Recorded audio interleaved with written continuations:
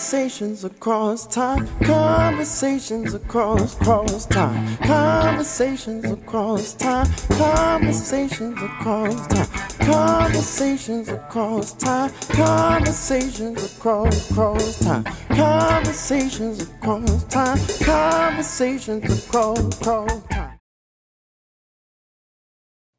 Good evening. Welcome to Conversations Across Time. It seems like it's been a while since we've had an opportunity to talk to you, and so much has been going on, and I'm so excited that we are here in the studio. And in the studio with me today, I have Justice Oliver Wendell Holmes, who has been a guest on this show on many occasions. And seated next to Justice Holmes is General Benedict Arnold. And from a remote location, we have General Douglas MacArthur. Now, that's a strange combination of men, but I think in light of what is going on today, their lives really are illustrative of what it is that we as citizens have to be mindful of. We are here trying to struggle in this day and age to confront an enemy that's really not definable. And I say that from the only thing that we can say about Putin is that he hates the United States. That's for sure. That's what we know. And he has empowered people around him. He's allowed them to become wealthy by supporting his views. Well, that is exactly what I see Mr. Trump trying to do. He recently had a meeting with business people. Now, of course, there has been some confusion as to what happened at that meeting, but most certainly he did say, meet with the members of the oil industry and say to them, "Don't worry, if I'm elected," and I think he asked them for a certain amount of money, $1 billion. $1 billion, and I become president again, and we're going to throw regulation out of the window. I must say that Mr. Putin, having been an agent of the KGB,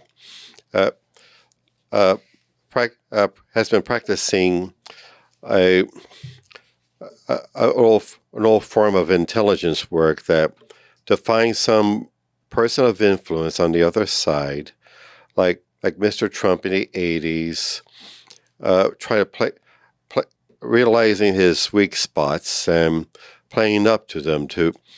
Like with Mr. Trump, it's his ego.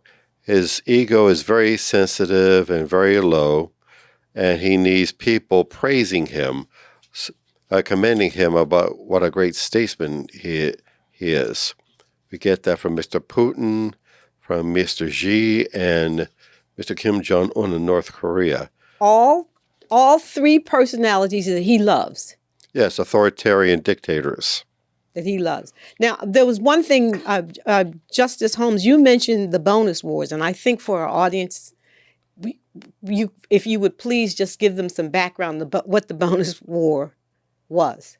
Well, the veterans from World War I did not get their bonus. They were supposed to get a bonus, so they marched on Washington, and as part of a peaceful demonstration. In fact, in the beginning, MacArthur even helped them. He sent them tents and he helped them some things. And it was only at the orders of President Hoover, who was on the verge of being defeated by Roosevelt in the next election, that he was, commissioned to go and chase them away. And one of the things that MacArthur thought were that it was being inspired by the communists. And as you and the general both had articulated earlier, that he was very, anti-communist for a lot of different reasons.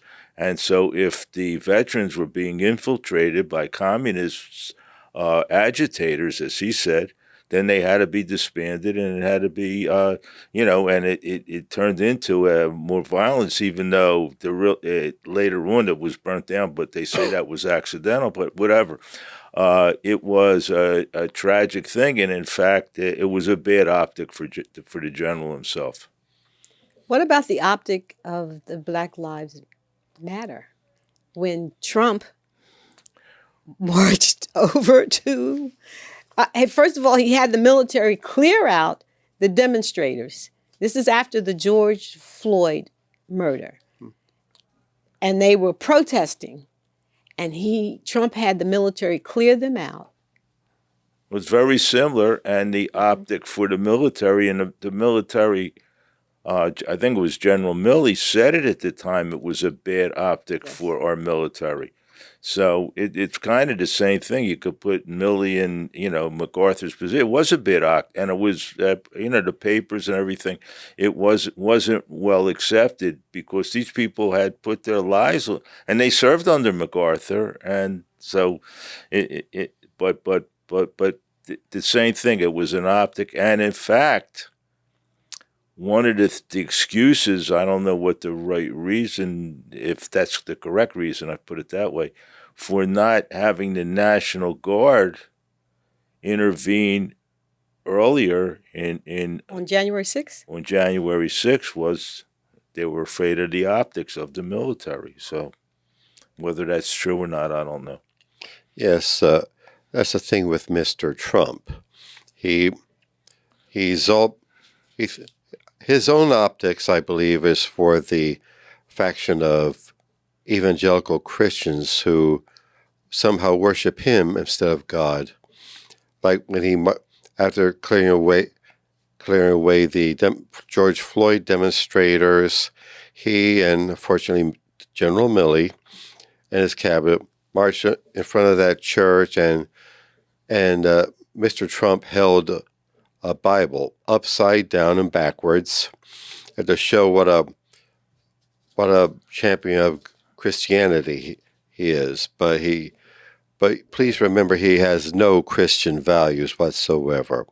No compassion for the poor and helpless, as Jesus of Nazareth would espoused. But they still. I think I can define Trump, and I made a speech at Boston University Law School, and this was made in 1897. I made this speech, and it dealt with the prediction and the speech. And one of the things in prediction theory of law is the bad man. And I'm going to read this excerpt from my speech because I think it applies to how Donald Trump acts and a lot of other politicians are acting today. And this is what I said. The band man cares little for ethics or lofty concepts or national law. I'm sorry, natural law. They care only about staying out of jail and avoiding payment of damages. Now, many people say that one of the reasons ex-President Trump or former President Trump is running for president is that for that very reason, to stay out of jail. I believe so. And we know that in his time in the White House, he flaunted the Constitution in terms of being able to earn money for himself and his family. So this was written, I wrote this speech and I made it, 127 years ago. And it's appropriate for today. Appropriate right now. And many of the people in the government today, unfortunately, are behaving in a very similar manner. Yeah. Yes, and unfortunately, Mr. Trump's attitude towards the military from the top down is, I'm sure you'll agree, General MacArthur, totally atrocious. Like when he visited the grave site for the Marines that were killed in Belleau Wood, he said, "It's full of losers." And he said he didn't want to get his hair wet. And he called them suckers and losers and all. I wonder how. Yeah. I wonder how that strikes you, General MacArthur. And because certainly the presence of John Kelly who lost his son in Afghanistan. And this is the person that 45, I hate calling his name. This is the person that 45 turns to and says, I don't get it. I don't get it. I don't understand why these people will put their lives on the line. They're suckers. They're suckers. Well, he never really did understand it. I mean, look what he said about John McCain. Yes. You know, Yes. it's Atrocious. absolutely appalling that, you know, you can't blame the individual that went to fight the war. He was just doing what he was told to do by somebody that was much higher than him. And the real heroes of the war are the guys in those graves. Those Yes. are the ones that gave their lives for whatever cause somebody else told them to fight for. Those are the real heroes. And you can ask anybody who went over there to Normandy to celebrate the 80th anniversary or whatever year it was. Most of those guys will tell you, I'm not the hero. Those guys are the heroes. And I find, would you call him number 45? Yes. I find him to be, the way he treats the military is absolutely appalling to me. I was just going to ask you that in terms of, even though you had your battles with presidents who were, you know, your superiors in terms of the military, you still in the long run respected the military and you respected your troops. And for him to degrade the military in that way must really drive someone like you, who was, you know, well, your whole career. Part of the reason that it was part of the reason that Harry Truman and I went at it. It was part of the reason that Douglas MacArthur and I went at it, is because I was trying to be there for the troops. Now, granted, that got me a lot of news. It got me into the news quite a bit. But, you know, I went at it with those two presidents because of the troops. And Yeah, you also want to more. You know, I was kind of starting on my way. I mean, I was already out of the court, but I was up in age. But I also remember you were trying to get Congress to appropriate more money because they had cut funding for the military, and you were fighting real hard to get Congress to appropriate more funds for the military. So that caused some friction too. Yes, I must. there was absolutely some of that going on. And, you know, and you know, they wanted me to do certain things to just put more men on the front line, where I was trying to, you know, get things done without having to use the flesh and blood, so to speak. Yes, but there was the one time, General MacArthur, that you were getting during the Korean War. During the Korean War, after landing on Incheon, you were so close to the Yalu River, which was the border to China, and you had so much intel saying that the Chinese were getting ready to intervene on behalf of for the communist regime in North Korea, and you kept denying that they're going to do such a thing, and you kept denying, and all of a sudden the Chinese did intervene and attack the American forces at the Yalu River. And with all due respect, General MacArthur, I believe Mr. Truman tried to be a bit of a restraint to you.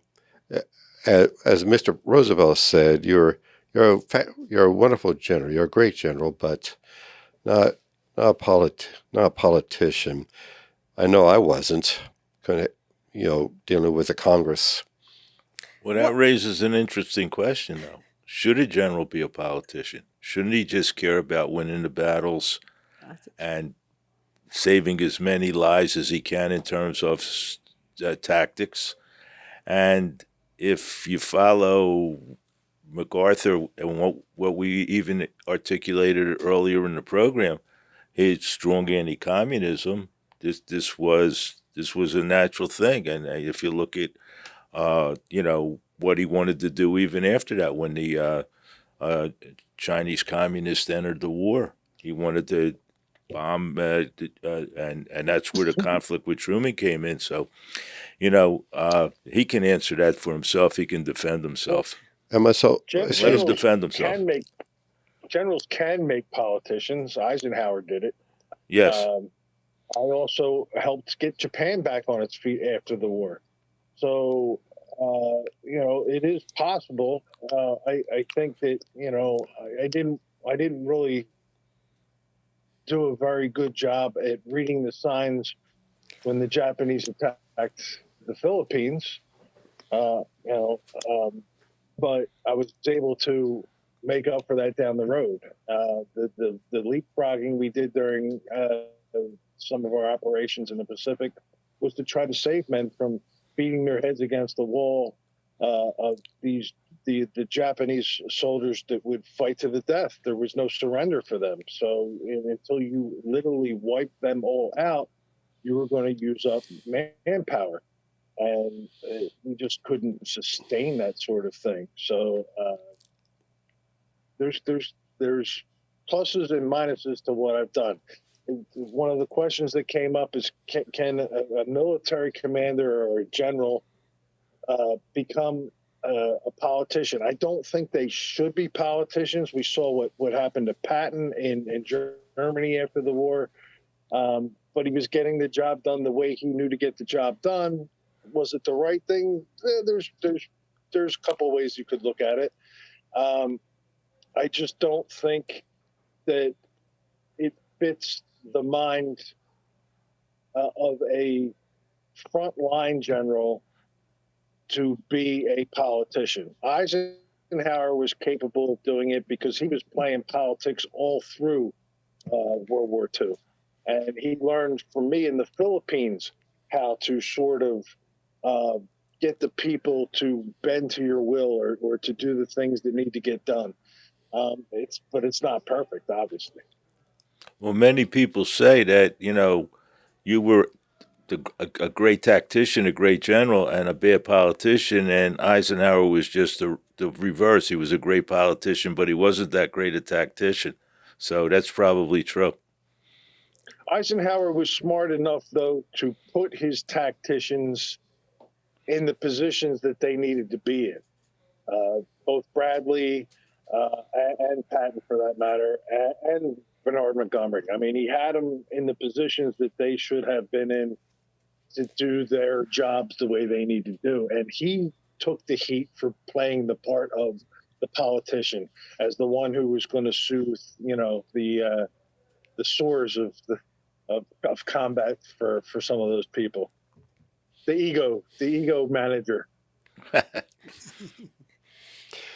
I think that when we talk about leadership and the initial question in terms of whether or not politicians or military men should become politicians, Eisenhower really didn't aspire to be president, which, he sort of, the Republican Party was looking about for someone to run that the country could get behind and the country could support, and he was more of an uncle figure, an avuncular figure. Yeah, here's the question I really wanted to get to with General MacArthur and even General Arnold, and we have generals now who served under ex-President Trump, who have in books and things that have been published said what a danger he is to the country. Now, should these generals, with one of our election coming up, a presidential, step forward and articulate this strongly publicly, or should they use the old military thing that generals shouldn't be involved in politics? So if you were around today, how would you handle that, General MacArthur? I think voters should have all the information that they can get. That's a pretty political answer. I like that. there was a time where the Republican Party wanted me to run for president. Yes, That's true. And Roosevelt got a hold of it and made sure I stayed in the Pacific so that I would not be running for president against him, because there was a definite possibility that I would have beaten him. I was a very popular fellow back in those days.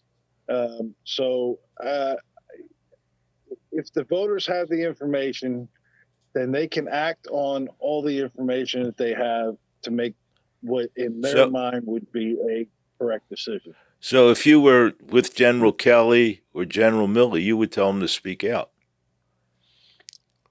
I believe I would. Okay. Yes. I think that in my position, back in those days, I was speaking out. It's kind of what got me in trouble a little bit. Yeah, for sure. Yes, but I must say that the military is supposed to be above politics, shouldn't be involved in politics. And General Washington set the example. Your position is what? Because you know that this exists. Are you still holding to the fact that the military should have no involvement, that these generals, that General Kelly, that General Milley, that these people shouldn't speak up? They've served with 45. They know what a danger he is to this country. I'm coming to that position myself, Miss Crawford. Mr. Trump is a danger to this country. He has no respect for the people and no respect for our armed forces or the people in them. And as I've said, you'll agree, General, that the oath we took was to the Constitution and not to one or another person. It's not to an individual. It's to the idea of the country. You're pledging allegiance to the United States of America. What we are seeing now, what we are witnessing now, is that the MAGA movement has pledged allegiance to one individual. To one individual. I mean, it seems to me that as a military person who takes an oath to preserve the Constitution, that you almost have an obligation to speak up. You would be supportive of these military men speaking out.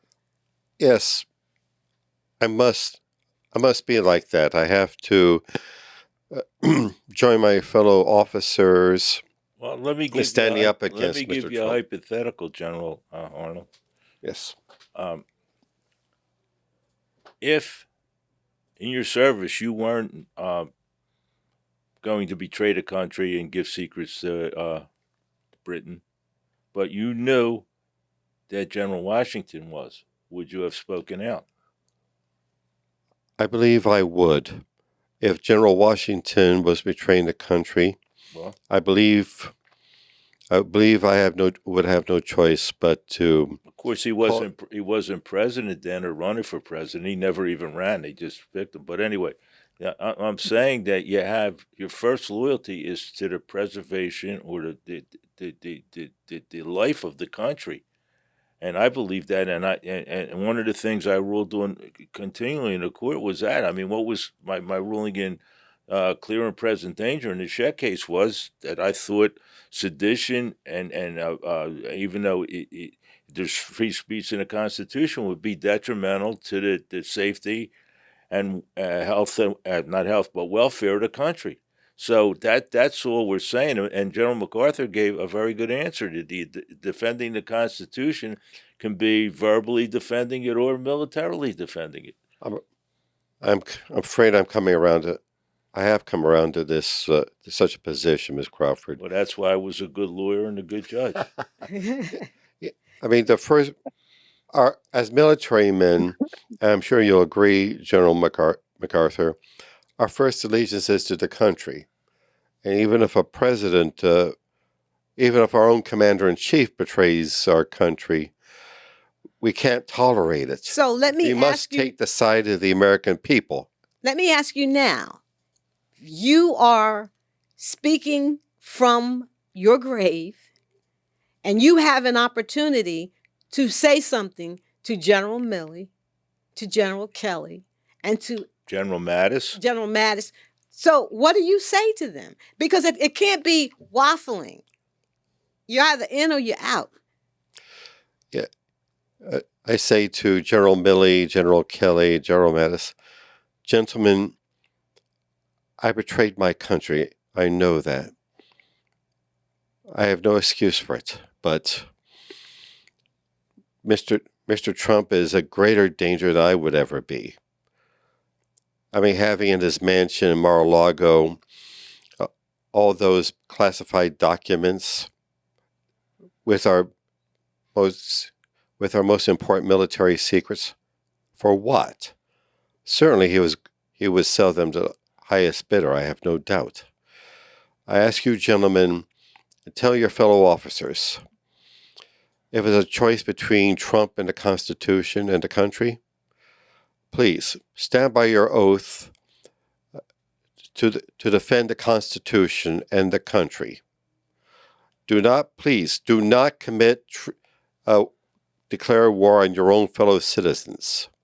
Stand by them as they face the possibility of a tyranny that we have fought against. Please, take the side of the American people. Do not be Trump's lackeys or enforcers or leg breakers. The significance of that is not lost on our audience, I'm sure. That this is General Benedict Arnold saying to General Milley, General Mattis, General Kelly, that you must speak out against 45, against Donald Trump. You must disclose information that we don't have, but certainly you have personal knowledge. And this is your time. This is your time to lead. Yes, Ms. Crawford is right, ladies and gentlemen. The country comes first. The Constitution comes first. For the sake of the country, for the sake of all those who fought and died for the country, Donald Trump must never be our commander-in-chief again. And we must do all means necessary, as Malcolm X said, by any means necessary, stop Donald Trump and his treason. People have to understand what is going on. They have to become informed, and they have to use their constitutional right to vote to make sure things in this country stay democratic. And whatever the differences would be philosophically between General MacArthur and General Arnold and myself and other people, the one thing we can say about in the beginning, General Arnold loved what the Declaration of Independence said, would have loved what the Constitution said. General MacArthur was a true patriot, even though he had his battles and, with the presidents. And I believed in keeping the country safe and making the country better. So, that's where we're at, and people have to vote and make sure they understand what they're voting for. Yes, and we must remember this during the crisis periods in our nation's history. I mean, presidents had to do the most extraordinary things for security.